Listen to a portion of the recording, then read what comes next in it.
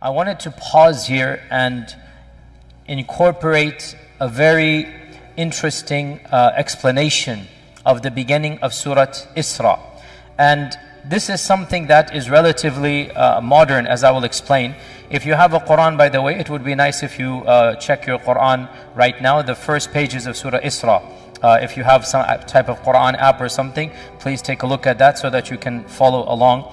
Because this is now another interpretation of a very classical set of verses that many ulama of our times, actually, more and more ulama are interpreting Surah Isra as being one of the signs of Judgment Day. And if you begin from the surah, it starts off with the issue of Subhanalladhi asra bi'abdihi, the issue of Isra, and the fact that Allah subhanahu wa ta'ala blessed the Bani Isra'Il, and that He gave them some power in the land. Now, the verses then go on.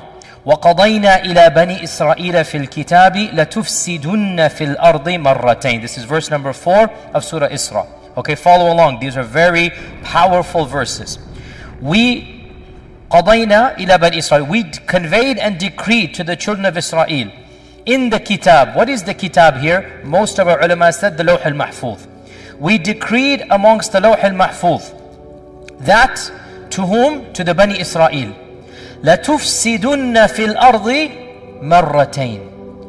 You shall cause fasad in this world twice. You shall cause fasad twice. لَتُفْسِدُنَّ فِي الْأَرْضِ مَرَّتَيْنِ وَلَتَعْلُنَّ عُلُوًّا كَبِيرًا. And you shall reach a degree of great haughtiness. عُلُوًّا كَبِيرًا. Interestingly enough, Allah uses the same adjective for Fir'aun. إِنَّ فِرْعَوْنَ Ya hafadha, inna fir'auna ala fil ardi. So Allah is saying the Bani Israel will have two periods of might and izzah that they will honor or abuse. Which one? Abuse. وَلَتَعْلُنَّ عُلُوًّا كَبِيرًا. Okay, you guys all follow me? Everybody on the same page? Okay, now we move on. فَإِذَا جَاءَ وَعْدُ أُولَاهُمَا. When the first of these two promises come, when the first time that you shall rise up, you shall be dominant, you shall have ulu and cause fasad. What is fasad? Fasad is corruption. Fasad is killing. Fasad is subjugation of people. Fasad is lots of chaos wherever you are. This is fasad. Wallahu la yuhibbul fasad. إِنَّ الْمُلُوكَ إِذَا دَخَلُوا قَرْيَةً أَفْسَدُوهَا. This is fasad. Fasad is caused by corrupt people, by evil people. So Allah is saying, when the first of these two times is going to happen, what is going to happen?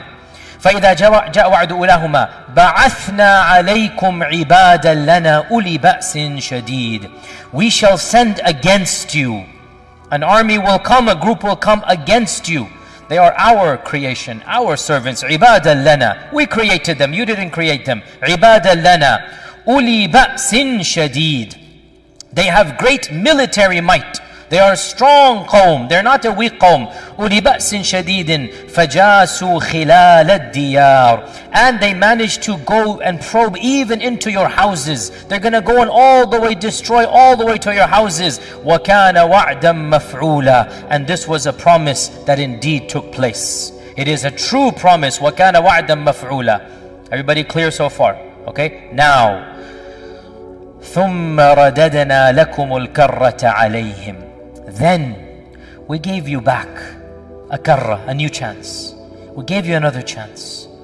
And we caused you to have a victory over your enemies. ثُمَّ رَدَدْنَا لَكُمُ الْكَرَّةَ عَلَيْهِمْ. So from being subjugated, from being humiliated, what happened? You rose up again. You rose from the ashes and you developed power. And وَأَمْدَدْنَاكُمْ بِأَمْوَالٍ وَبَنِينَ. We gave you blessings. You now had a civilization, children, wealth.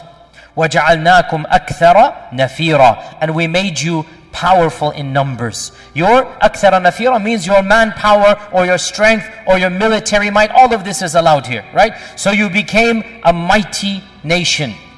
ثم رددنا لكم الكرة عليهم وأمددناكم بأموال وبنين وجعلناكم أكثر نفيرا إن أحسنتم لأنفسكم. Ya Bani Isra'il, if you do good, it's only for yourself, you will do good. وَإِنْ أَسَأْتُمْ فَلَهَا. But if you do evil, it will be used against you. You have power. If you are faithful to your commandments, if you obey Allah, you will benefit yourself, your nation will thrive, you will become more powerful. But if you misuse that power, and if you subjugate others and cause tyranny and fasad, then that will be taken away from you. وَإِنْ أَسَأْتُمْ فَلَهَا فَإِذَا جَاءَ وَعْدُ الْآخِرَةِ. When the akhirah, the akhirah does not mean the akhirah. The akhirah here means the end of the two, the second one, the last one. The ulahuma is the first one, the akhirah is the last one. Doesn't mean the akhirah, the hereafter. No, that's a misunderstanding that people might have when they don't understand the meaning of akhirah here. فَإِذَا جَاءَ وَعْدُ الْآخِرَةِ. When the final of these, meaning the second, because there's going to be two times that they will rise up, right? When the second and final time, because there shall not be a third time of power. Ya Bani Israel, Allah has decreed you shall come to power and be a civilization twice. The first one, وَكَانَ وَعْدًا مَفْعُولًا. It is a done deal. The second one, when it shall happen, فَإِذَا جَاءَ وَعْدُ الْآخِرَةِ لِيَسُوءُوا وُجُوهَكُمْ. There is a missing phrase here, and that missing phrase, we should say it is understood by the context that Allah will send another group of people, and they will cause your faces to become sour. You will find that because when you're hurt, when you're irritated, when you're angry, when something happens to you, your faces scowl. لِيَسُوءُوا وُجُوهَكُمْ. After they were beaming with pride, they will now become scowling with anger. لِيَسُوءُوا وُجُوهَكُمْ. Now here, listen to this. وَلِيَدْخُلُوا الْمَسْجِدَ كَمَا دَخَلُوهُ أَوَّلَ مَرَّةٍ. And they shall enter the masjid. Which masjid? Ya audience. Aqsa. There's no ikhtilaf. The masjid here is not Mecca and Medina, Aqsa. وَلِيَدْخُلُوا الْمَسْجِدِ. And they shall enter the masjid, Masjid al-Aqsa. كَمَا دَخَلُوهُ أَوَّلَ مَرَّةٍ. As they entered it the previous time. كَمَا دَخَلُوهُ أَوَّلَ مَرَّةٍ وَلِيُتَبِّرُوا مَا عَلَوْا تَتْبِيرًا. And they will destroy whatever you had taken over with your ulu, whatever you had done, whatever you had built, whatever had been constructed with your ulu, وَلِيُتَبِّرُوا مَا عَلَوْا تَتْبِيرًا. All of it will be destroyed and taken away. And then Allah subhanahu wa ta'ala says, عَسَى رَبُّكُمْ أَنْ يَرْحَمَكُمْ. Your Lord might have mercy on you. وَإِنْ عُدْتُمْ عُدْنَا. And if you go back to your evil ways, we will go back to our punishing of you. That's what it means here. If you go back to your evil ways, we will go back to punishing you. وَجَعَلْنَا جَهَنَّمَ لِلْكَافِرِينَ حَصِيرًا. And we have made Jahannam a place for the kuffar to reside in. Jayyid. Okay. Everybody followed the translation? Clear? Jayyid. Okay. You all understood the translation. Okay. What is the tafsir of this page of Surah Isra?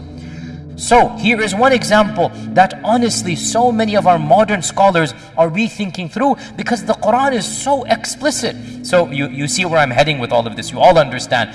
Where I'm heading, there are dozens of modern ulama that have already said, I'm not the one saying it, but not a single alim 70 years ago held this view.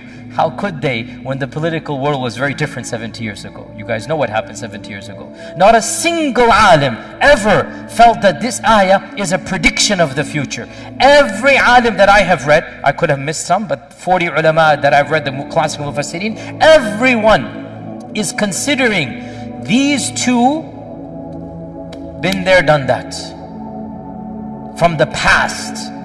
And why would they not? Because in their time frame, the Bani Isra'il, there is no hope of another nation coming. They are scattered throughout the world. There is nothing that combines them. So they read these verses, they read history, and common sense. There's nothing to make fun of, nothing to dismissive attitude. I would have done the same had I been alive 100 years ago, 1,000 years ago. That's human beings. Don't make our ulama infallible. I can be wrong and they can be wrong. They can be wrong, I can be right. I can be right, they can be wrong. This is the nature of human beings. These ulama, pretty much all of them, they said what? These two ulu have already taken place in the past. Done deal. And then they differed, as is to be expected, because there is no ijma'. They differed which of these two. And some said that the first of these was the Assyrian exile of 722 BC, when the Assyrians attacked the remnants of the original kingdom of Israel that was founded by Talut and Dawood and Sulaiman, the ones who actually founded the original kingdom of Israel. It then splintered into two, and then these two disintegrated. One of them remained, one disintegrated, one remained. The one that remained was finally gotten rid of by the Assyrians who attacked them in 722 BC. And then another group came, and eventually the Babylonian expulsion took place under Nebuchadnezzar, Nebuchadnezzar in 597 BC. So this is one interpretation, that the first of them was 722 BC and the second of them was 597 BC. Others have said, and this is very popular as well, and this is the position of even some of the tabi'un. Some of the tabi'un, this was their position, that the first of these, the ulahuma, is 597, when the second temple was destroyed. Maybe one day we'll have a longer history about the Bani Isra'Il. There were two temples. The original temple of Sulaiman, that Allah Azza wa Jal blessed Sulaiman with, that the jinn helped him to build a magnificent structure that people could marvel at, because it wasn't built by humans only. So this was the jinn helped Sulaiman built the most magnificent icon in the whole world at that time. And this was destroyed in 722 by the Assyrian invasion. And then they built a second temple. And the King Herod built the other temple, which was then destroyed under the Roman destruction of 70 CE. 70 CE, after Jesus Christ, right? So from 722 there was no temple. Then King Herod built the temple again, and it was there for a few decades. Then in 70 BC the Romans came and destroyed the temple, and the Wailing Wall that we see today is the only remnants of the second temple built by King Herod. As for the temple of Sulaiman, nothing remains. Wala shay, nothing. What we have is the second temple, one wall, and that's the western wall, and that is the Wailing Wall that you know, that was built around the time of Jesus, and that is now the wall that they go and they worship at. So many of our tabi'un said the first is the expulsion of Bukhtanasar, because Bukhtanasar massacred them. It was one of the main massacres of the Bani Isra'Il, and he was somebody who basically almost exterminated them. Then they had to flee to various places in the world. And then in the Roman expulsion as well in 70 CE, another wave took place. Jayyid. This is the classical interpretation, that the two have already occurred. You understand where I'm heading with this? There is a modern interpretation that a number of prominent ulama from across the globe, and I mean there are a number of names, but most of these are not to the level that we understand. Footnote here, generally speaking, students of knowledge stick with the madrasa they graduate from. So if their teacher said it, they will remain that way. So to break away from the tradition is not something that is typical, understandably so, and I'm not encouraging that. So whatever your teachers taught you, whatever you read Ibn Kathir and Tabari and Zamakhshari and whatnot, you will stick with it and keep on replicating. Alhamdulillah, there's no problem. Some people are willing to rethink through and break away. Sometimes that's good, sometimes that's bad. I'll be the first to say, not every breaking away is good.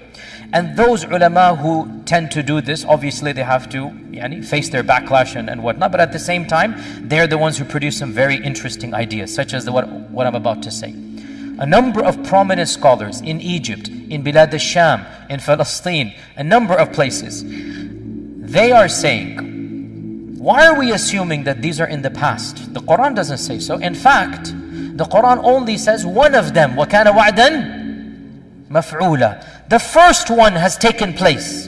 As for the second, the Quran does not say that it has taken place. Why are we assuming it has taken place? And now you see exactly where we're heading with this, right? So the first one would then be, most likely, the first destruction of the temple. That was when the glory of the original kingdom completely gone. And they have never had that type of political stability up until when? We all know up until when. And so, Allah Azza wa Jalla is saying, ثُمَّ رَدَدْنَا لَكُمُ الْكَرَّةَ عَلَيْهِمْ. We give you one more chance, and you were victorious over your enemies. وَأَمْدَدْنَاكُمْ. We helped you, we aided you. You had government aid, you had the largest endowments from the biggest superpower in the world. You had everything you could have ever wanted. Right? وَجَعَلْنَاكُمْ أَكْثَرَ نَفِيرًا. You couldn't have asked for more. With all of this, what did you do? إِنْ أَحْسَنْتُمْ أَحْسَنْتُمْ لِأَنفُسِكُمْ. If you acted properly, that would have been for your own. وَإِنْ أَسَأْتُمْ فَلَهَا فَإِذَا جَاءَ وَعْدُ الْآخِرَةِ. So then when the second time comes, لِيَسُوءُ وُجُوهَكُمْ, means there's a missing phrase like we said. Another group will come. And this group will eliminate the izzah that you had, and you shall see that your ulu and your fasad and your evil did not help you. And you will see it, and your faces will demonstrate that. لِيَسُوءُ وُجُوهَكُمْ. Now here's the key point that allows them to make this tafsir. وَلِيَدْخُلُوا الْمَسْجِدَ كَمَا دَخَلُوهُ أَوَّلَ مَرَّةٍ. The group that is being referenced here, it is not alien to Masjid al-Aqsa. This group has already conquered Masjid al-Aqsa at some previous point in history. And now they are conquering it again. وَلِيَدْخُلُ الْمَسْجِدَ كَمَا دَخَلُوهُ أَوَّلَ مَرَّةٍ. Who conquered Jerusalem once before and wants to conquer it again? So this was a complete different long tangent that needed to be done when it comes to Ashrat al-Sa'ad, the signs of Judgment Day.